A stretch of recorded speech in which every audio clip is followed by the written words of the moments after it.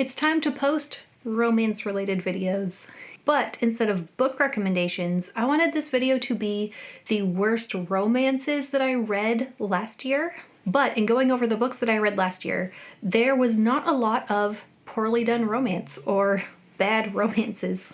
So I'm going to do the worst and the best romantic subplots that I read in 2024. I don't read romantasy or romantic fiction that often, so it's usually just the subplot or a couple of characters who are falling in love but aren't the main part of the story. Sometimes they are. But I'm going to start with one of the worst ones, Sandochin, all of the good ones, and then end with a worst one.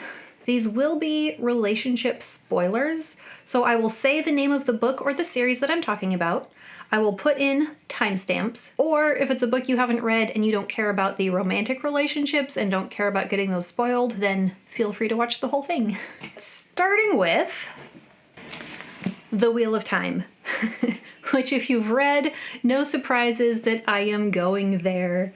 If you have not read it, you've probably heard all the jokes or seen the memes about how terrible the romances are in The Wheel of Time. As far as spoilers for this series, I have read up to A Crown of Swords, which is the 7th book. So spoilers for the relationships through this one, but not for the second half because I have not read it yet. Which also means if you comment on this series, please don't spoil the second half for me. I've managed to avoid most spoilers for this series so far, somehow. So some people might say Perrin and Fail, but for me, I'm gonna say Rand and the four women that he has relationships with. It's 3 mostly. One of the things that bugs me so much about Rand and other stories like this, other relationships like this, is that for some reason, I don't know why, so many other characters fall in love with this main character. It's just because he's the main character. It's because he's powerful, handsome apparently, all the important things in a life partner. It's just something that if all the girls are going to like the guy, there should be something really compelling about him. Some quality that women universally admire, which makes a lot of women fall for him. But there's not any ineffable Rand thing that makes him super attractive. It's just that he's the main character, and it's super annoying. If there was something very, very admirable about him, if he was extra kind, super caring about the women in his life, if there were 1 or 2 really good qualities you could say that he has, it would be more understandable, but there's not. And then it's just, he starts out very, very young. I believe he's an older teen, and he's really inexperienced. When the series starts, he is the country boy who has a crush on the town girl, and he just assumes that that's who he's going to marry and end up with. But he gets involved with bigger things, they don't have time to develop their romance, and there was never anything really romantic happening between Rand and Egwene. It told us that they liked each other, and they thought they would end up together, but it never really showed them even liking each other. It was hard to tell that they even enjoyed being in each other's presence. If all you do is complain about the other person, why do you like them? And then that progresses to Egwene is now going to go to the White Tower and learn to be Aes Sedai, and that ruins things between her and Rand. Which is fine, because she meets someone else that she likes for some reason, because he's handsome. And then Rand has 3 other women who all decide that he is for them. They fall in love with him. And not only that, but they are willing to share him. So weird. Okay, so in a world where one man gets multiple wives, I think the only appeal for the wife would be someone to share the load, the responsibilities.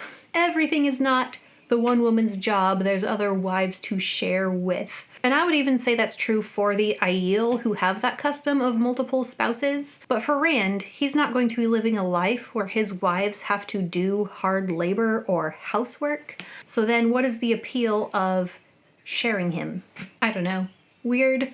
Also, it's not even a traditional love triangle. So there's not even that tension of like, which one will he pick? Because he doesn't have to pick one of them. He can just have them all. And he doesn't have to even try to win the woman, the one that he wants. He doesn't have to make an effort. They just throw themselves at him. Not so much Avienda. She's not so much throwing herself at him, like trying to not throw herself at him because she wants to still. And it's not really clear why she likes him, just because they're in the same company together. So it's all just weird and awkward and not very well done, and I have no idea why anyone in this series likes or loves anyone else. But on from there to more positive, the good romances I read, because I read several actually. I'll start with the two that are the closest to cheating for the topic of this video, because they're the closest to romantasy that I read all year. Some people classify these as romantasy. I would classify them more as cozy fantasy with romance, but with the romance taking higher priority than in other books that I read, where the romance isn't the point. Those are The Spellshop and Emily Wilde's Map of the Otherlands. I will start with The Spellshop. One of the things that I appreciated about the relationship between Keela and Laren, for one, was that it wasn't the main point of the book. The plot would have been just as good and the story would have been just as cute if they decided not to be together and had just remained friends, or if there hadn't been that romance and it was just about all the other stuff. So it didn't depend on the romance to carry it. But I really loved the element of Keela and Laren. I don't know how to say that. Laren. It's like Larry, but with an N. Laren. I love that they're both from the same small island, and she went off and he stayed, and then when she comes back home, she's coming home to the physical place, but also coming back to that childhood friendship that they had. And so there's like this mutual understanding between them of where they came from, mutual things that they both care about, and even things that they didn't know they both cared about, but by starting that relationship together, they discover that they do, like the Mer horses. So that one was very cute, very well done. And then the other one, Emily Wilde's Map of the Otherlands, is the second in the series. I just got the third one, but have not started it yet. I'll probably start it in a week or so. If you're not caught up yet, the relationship here is probably not too big of a spoiler because it's the same two people as the first one, but you can skip it if you want. Emily and Wendell. I love their relationship. This one, kind of like The Spellshop, it doesn't rely on the romance to carry it. It's about other things, but I love that a big part of their relationship is based off of respect for each other. They are two very different people. Like, Emily is like a cat and Wendell is like a dog, but he's a cat person and she's a dog person, and they find those qualities in each other kind of attractive, or at least cute. But they recognize their differences, they appreciate those differences, and they want to help each other. One of the things I loved in this one, and we're spoiling the book, so spoilers for the end. In the first one, Wendell has to save Emily, which was fine. She was fine with being rescued by the handsome fairy prince. But in this one, she is determined to be the one who saves him. She is brave, she is intelligent, she possesses everything she needs to save him, and she is capable of doing it, and she does. And I love that. I love that trope subversion, but it's subverting the trope from the first one where the prince saves her and then continuing the series, then it turns the trope around to where she saves him. And I just loved it. I love both of these books so far, hoping to love the third one. And these two are the ones where the romance was the strongest. Well, there's one more, but it's not a cozy romantasy. I'll talk about that one next. The next one I cannot hold up to show because the friend who borrowed it has not returned it yet, and that is This Is How You Lose the Timewar. I didn't know much about that book going into it. I knew there was a blue character and a red character, and that there was time jumpy stuff, and that's all I knew. That one is a short sci-fi, very imaginative, very well done. I did not know that it was a romance going into it. And for me, it worked out really well not knowing that it was going to be a romance, because at the beginning, the characters don't expect it to be a romance either. At the beginning, they hate each other. They are enemies. They are actively working against each other. But through their time travel and the jobs that they're supposed to be doing, they leave each other letters. They leave them in a way that only the other person could find it and read it and understand what it means. And through those letters, back and forth through time, thwarting each other, they start to get to know each other a little bit, and then they start to kind of like and appreciate and admire the other person, and the romance slowly develops through those letters that they're writing to each other. So it's very much a natural progression, which I really like. Very much unlike The Wheel of Time, where characters just fall in love for some reason and you don't know why. You get to witness these two characters as they slowly fall for each other. And then that deep connection and the feelings that they have developed for each other are how they get through whatever temporal barrier there is at the end, which I don't remember super well, but like by becoming each other's everything or whatever, they can find each other through space-time. It's been several months since I read it, and the storytelling style is so different and unique. Things don't feel really concrete, so it's hard to get those mental images of what's happening, which is what helps me remember stuff. Okay, I have 3 more. These will be a little bit shorter. One of them is from The Shadow of the Gods by John Gwynne. I just finished this series a few months ago, enjoyed it a lot. The relationship in here that I thought was so good was also really, really short. And that was Orca and Thorkel. I loved their relationship. We don't see their romance developing. We meet them when they are already married. They already have all this history together. They already have a child. They have a homestead.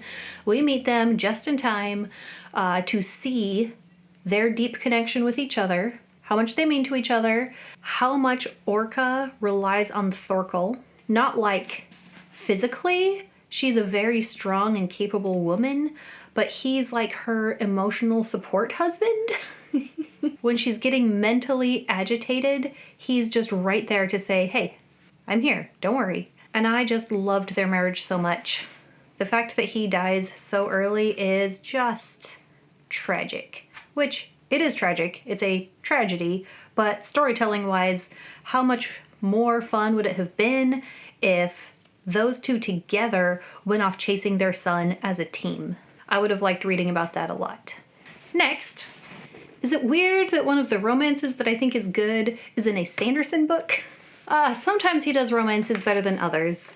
One of the romances that most people think is really awkward and not the best is, well, first, this is the 5th one, so if you haven't read it yet, if you've read through the 3rd or the 4th, this relationship shouldn't be a spoiler. That's Adolin and Shallan. Their relationship was so awkward at first. So awkward. Awkward to read. Awkward for Kaladin. And if I was picking best romances from Words of Radiance or even Oathbringer, this would probably not be in it. But through Rhythm of War and through Wind and Truth, once they're already together and they're just like, this is my life partner, no matter what they're going through, I am there for them. I am on their side. Having a character as wonderful as Adolin, who just loves and supports Shallan through everything, no matter what.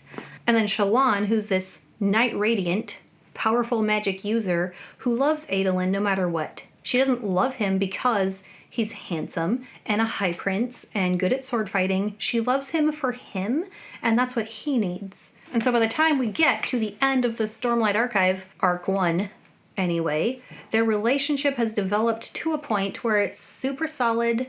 They know they can count on each other. And the fact that it ended, spoilers for the end, with the two of them not being together, is really disappointing. I wish they'd been together at the end, but it gives me something to root for the next one. That hope of, are they going to get back together again? Is the time shift between them going to make it like that Doctor Who episode where Rory and Amy age differently?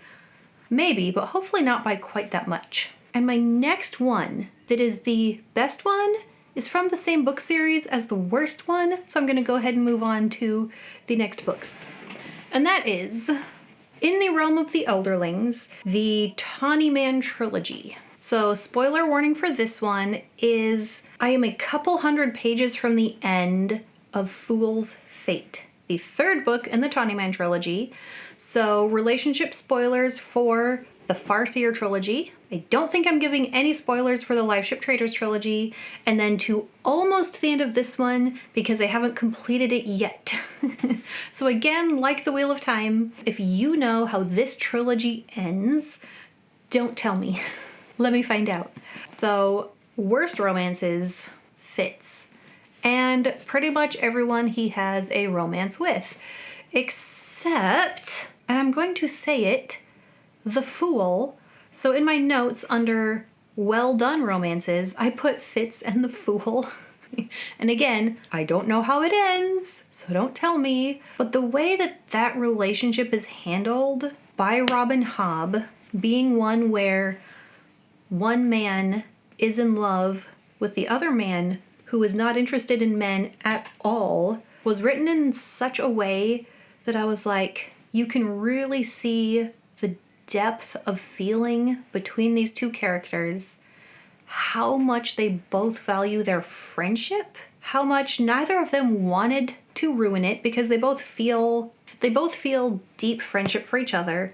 One of them feels more, the other one does not, and they don't want to ruin it until Fitz comes along and almost ruins it by confronting the Fool about what the Fool would have never done anyway. And there's just a lot of character tension between those two, at least in Golden Fool. In the center one, there's the most character tension between them. And I thought it was really, really well handled and well done. Unlike that relationship that I thought was super well done, Fitz's relationships with pretty much everyone else are on my worst romances list. I'm trying to base this video only on books that I read last year. I read the Farseer Trilogy several years ago and the Tawny Man Trilogy last year.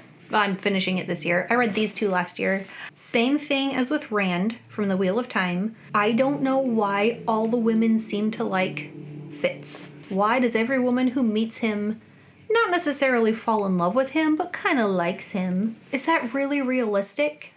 I feel like it's understandable from a male author, which The Wheel of Time is.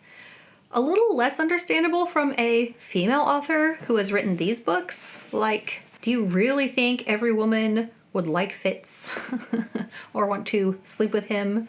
I don't think so. I don't see what's so special about Fitz. That might be because we are so much in his mind and seeing things from his perspective that we're like too close to him and see his flaws too closely, whereas other women meeting him don't know all those flaws yet. But still, it's like the trope of all the women like the male main character, and that's kind of annoying. But also, the reason I don't like Fitz's romances, his relationships with women, is that he is a selfish lover. I think he recognizes that he is, but that doesn't make it better for the women that he has relationships with. And he's been selfish ever since Molly, his first love. It just never feels like he can put the woman first. He always puts himself first, but he excuses it with all the things that would actually make a relationship with him hard for the woman. Yes, all these things. The fact that he always lies about who he is, that he always keeps secrets, that would make it hard to have a relationship with him. But that doesn't stop him from having relationships and then having to end them because he can't continue. And he can't get over Molly.